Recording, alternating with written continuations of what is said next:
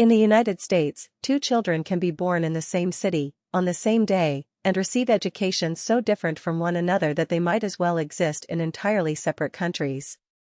One school spends $23,000 per student every single year. The other spends just $6,000.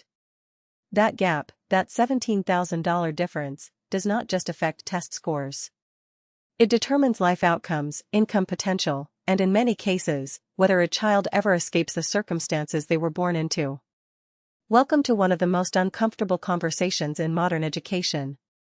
In the next 10 minutes, you are going to discover exactly how the American school funding system created and continues to protect one of the most stubborn inequalities in the developed world. We will look at where this gap came from, how deep it actually runs, and why throwing money at the problem alone has never been enough to fix it. And toward the end, we are going to get into something that most education reformers quietly acknowledge but almost nobody says out loud, something that challenges the most popular solution being pushed right now. To understand where this gap came from, you have to go back roughly 100 years. In the early 20th century, the United States made a deliberate structural decision about how to fund public schools. Rather than distributing education dollars equally across a state or nation, most funding would come from local property taxes. This seemed logical at the time. Communities would invest in their own children. Local control would drive local accountability. The problem is that this system did not account for one fundamental reality: not all communities have the same property wealth. A neighborhood full of high-value homes generates enormous tax revenue. A neighborhood of low-income renters and aging infrastructure generates almost nothing. And so from the very beginning, the quality of a child's education was tied directly to the zip code they happened to be born into. By the 1970s, this disparity had become severe enough that legal challenges began appearing in courts across the country. In 1973, the landmark case San Antonio Independent School District versus Rodriguez reached the United States Supreme Court. Families in a low-income Texas district argued that the property tax system violated the Equal Protection Clause of the Constitution because it produced wildly unequal school funding. The Supreme Court ruled against them in a 5-4 decision, deciding that education was not a fundamental right under the federal Constitution. That ruling effectively locked the property tax model in place at the national level, and individual states were left to address the problem on their own terms, with wildly varying results. So here is exactly where things stand today. According to the Education Trust and data from the National Center for Education Statistics, the wealthiest school districts in the United States spend on average 2 to 3 times more per student than the poorest districts. In Pennsylvania, the gap between the highest and lowest funded districts is among the largest in the nation, with some districts spending over $26,000 per pupil annually while others spend under $9,000. In New York, similar patterns emerge. And this is not just a rural versus urban issue. Some of the most underfunded schools sit in urban cores surrounded by wealthier suburban districts that receive far more state and local support. But here's what nobody talks about when they cite these numbers. The dollar gap alone does not capture the full picture. Wealthy schools are not just buying more computers and fancier cafeterias. They are buying stability. They attract and retain experienced teachers by offering higher salaries and better working conditions. They have counselors, psychologists, and social workers on staff.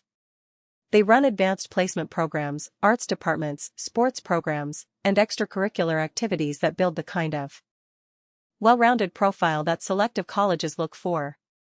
Meanwhile, underfunded schools are often operating in buildings that have not been renovated in decades.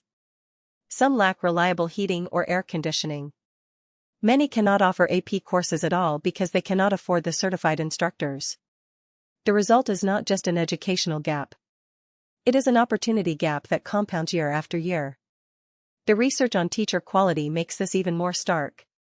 Studies consistently show that teacher experience is one of the strongest predictors of student outcomes, particularly in the early grades.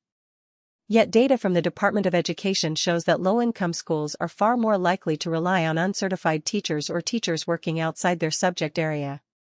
High turnover rates in these schools mean that students rarely build the kind of consistent, trusted relationships with educators that research shows are critical for engagement and learning. Some schools in underfunded districts see teacher turnover rates exceeding 40% in a single year. Think about what that means for a 10-year-old trying to build trust and make academic progress. Now let us look at what this gap actually produces.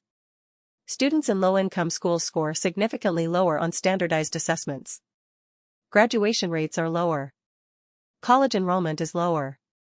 And critically, lifetime earnings are lower. A study from Harvard economist Raj Chetty and his colleagues found that the quality of the school a child attends has measurable effects on their income as an adult, even after controlling for family income and neighborhood characteristics. Children who attend better-resourced schools earn more, are more likely to attend college, and are more likely to move up the economic ladder than children from similar backgrounds who attend under-resourced schools. The school itself matters enormously. Here is a statistic that should stop you cold. According to the Annie E. Casey Foundation, children who cannot read proficiently by the end of third grade are 4 times more likely to drop out of high school. And reading proficiency gaps between low-income and high-income students are already visible by kindergarten. We are talking about 5-year-olds walking into their first day of school already behind, not because of their intelligence or potential, but because they were born into a neighborhood that could not fund the early intervention programs, the pre-K options, or the literacy support that could have made the difference.